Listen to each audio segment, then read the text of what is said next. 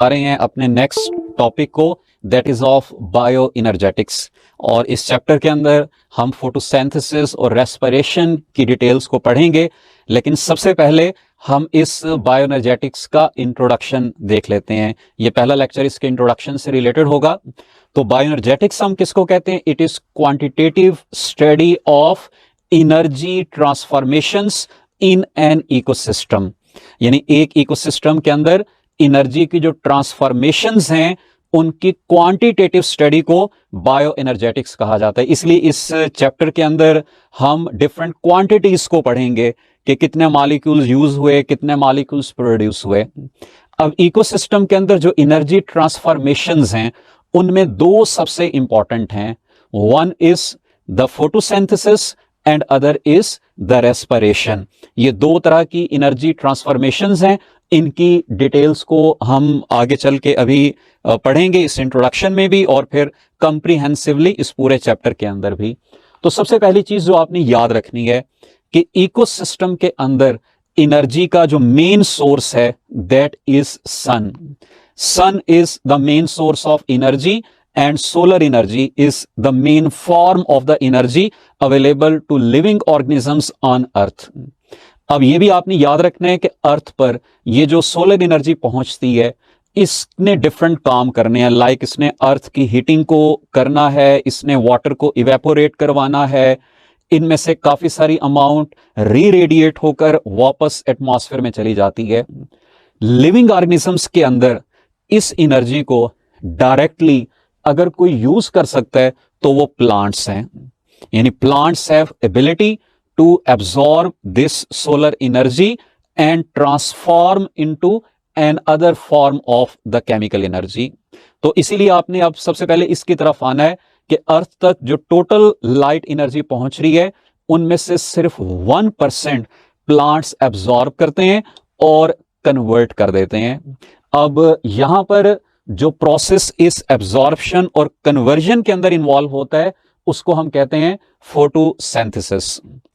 तो ये सबसे पहला स्टेप होगा कि अर्थ तक जो टोटल लाइट एनर्जी पहुंची उनमें से प्लांट्स ने इस लाइट एनर्जी को कैप्चर किया और ट्रांसफॉर्म किया इनटू द केमिकल एनर्जी।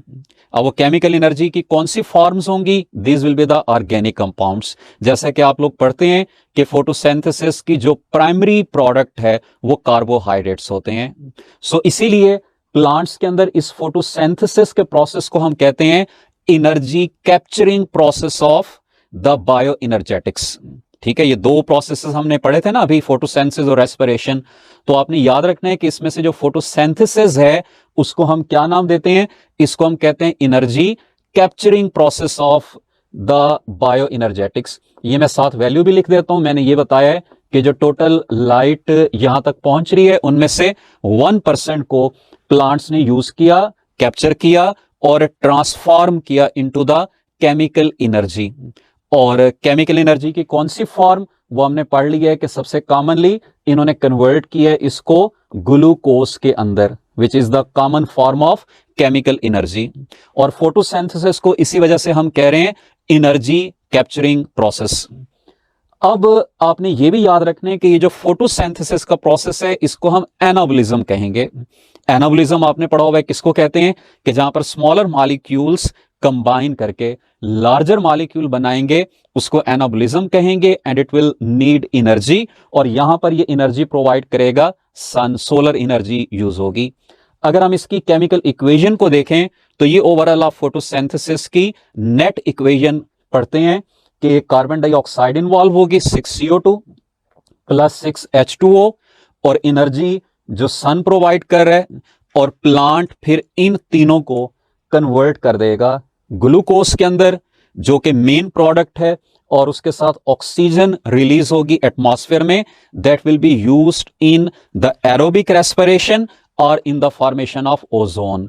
तो इसलिए भी आपने ये याद रखना है कि जो एरोबिक रेस्पिरेशन है या ओजोन लेयर की फॉर्मेशन है उसको हम रिलेट करते हैं with the use of water in photosynthesis. यानी जब फोटोसिंथेसिस के अंदर वाटर यूज होना शुरू हुआ तब ऑक्सीजन प्रोड्यूस हुई, और उस ऑक्सीजन के प्रोड्यूस होने के साथ फिर एरोबिक रेस्पिरेशन स्टार्ट हुई और ओजोन लेयर की फॉर्मेशन स्टार्ट हुई।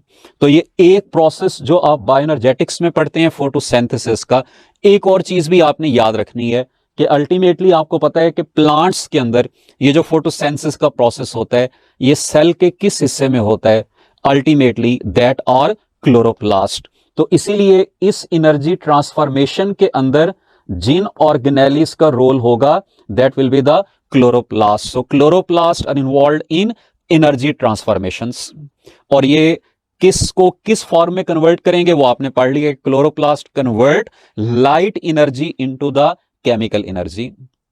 अब इन प्लांट्स ने ये जो फूड बनाई है इस फूड को ये खुद भी यूज करेंगे अपनी एक्टिविटीज के लिए, और उस इकोसिस्टम के अंदर बाकी सारे ऑर्गेनिजम्स भी डायरेक्टली या इनडायरेक्टली इन प्लांट्स के ऊपर डिपेंड करेंगे। इसलिए आप लोग पढ़ते हैं कि इकोसिस्टम में जितनी भी फूड चेन्स होती हैं या फूड वेब्स होती हैं उनकी बेस पर हमेशा ये फोटोसिंथेटिक ऑर्गेनिजम्स प्रेजेंट होते हैं, यानी एल्गी या प्लांट्स। तो यहां से जो फूड इन्होंने सिंथेसाइज की है ये अवेलेबल होगी अब उस इकोसिस्टम के अंदर बाकी तमाम ऑर्गेनिजम्स को डायरेक्टली या इनडायरेक्टली। यानी कुछ जो है वो डायरेक्टली प्लांट से फूड ले रहे होंगे, उनको हम लाइक हर्बीवोर्स कह देंगे, और कुछ ऐसे होंगे जो इनडायरेक्टली ले रहे होंगे। यानी अगर कोई हर्बीवोर को फूड के तौर पर यूज कर रहा है तो इसका मतलब यह है कि वो प्लांट से इनडायरेक्टली फूड को ले रहा है। अब ये फूड इन प्लांट से बाकी सारे ऑर्गेनिजम्स तक ट्रांसफर होगी, और उन ऑर्गेनिजम्स ने इसको अगर यूज करना है अपनी एक्टिविटीज के अंदर तो पहले इसको ब्रेक करना पड़ेगा, और ब्रेक करने के बाद वो ऐसी एनर्जी रिलीज करवाएंगे जिसको फिर सेल और उस ऑर्गेनिज्म के फंक्शंस के अंदर यूज किया जा सकता है। और इसके लिए जो प्रोसेस इन्वॉल्व होता है दैट इज रेस्पिरेशन।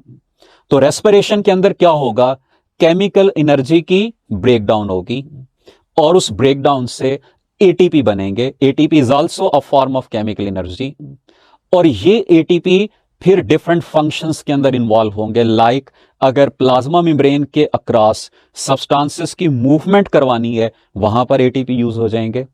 एनिमल्स के अंदर अगर मूवमेंट करवानी है मसल कंट्रैक्शन के थ्रू तो उस मसल कंट्रैक्शन में ये एटीपी यूज हो जाएंगे। तो इसका मतलब ये है कि अब इन ऑर्गेनिजम्स ने अपनी जितनी भी एक्टिविटीज करनी है लाइफ को सस्टेन रखने के लिए वहां पर एटीपी रिक्वायर्ड है, और उस एटीपी की प्रोडक्शन होती है by this process of respiration. तो इसलिए अब अगर हम रेस्पिरेशन को इस फोटोसिंथेसिस के इन कंपैरिजन देखें तो यहां पर आपने जैसा कि पढ़ा है कि यहां पर एनर्जी रिलीज हो रही है, यानी ब्रेकडाउन हुई, एनर्जी रिलीज हो गई। That's why we call this respiration as energy releasing process of bioenergetics.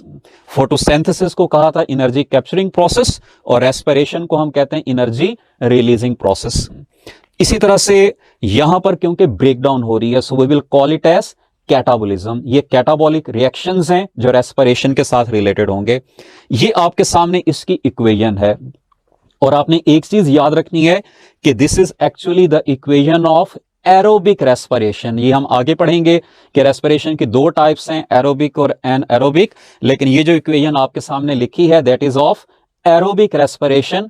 और इसीलिए हमने यहां पर इस चीज के बारे में थोड़ा सा मुहतात रहना है कि this equation is opposite to the equation of photosynthesis. Like अगर आपसे क्वेश्चन पूछ लें कि equation of photosynthesis is exactly opposite to the equation of, तो उसका बेस्ट आंसर होगा एरोबिक रेस्पिरेशन। ये एरोबिक रेस्पिरेशन के एग्जैक्टली अपोजिट होगी, क्योंकि आप यहां पर देख रहे हैं कि जो फोटोसिंथेसिस की प्रोडक्ट्स हैं वो एरोबिक रेस्पिरेशन की रिएक्टेंट्स हैं, जो फोटोसिंथेसिस के रिएक्टेंट्स हैं वो एरोबिक रेस्पिरेशन में प्रोडक्ट्स हैं। यानी यहां पे CO2 बन रही है, वाटर प्रोड्यूस हो रहा है, एनर्जी रिलीज हो रही है।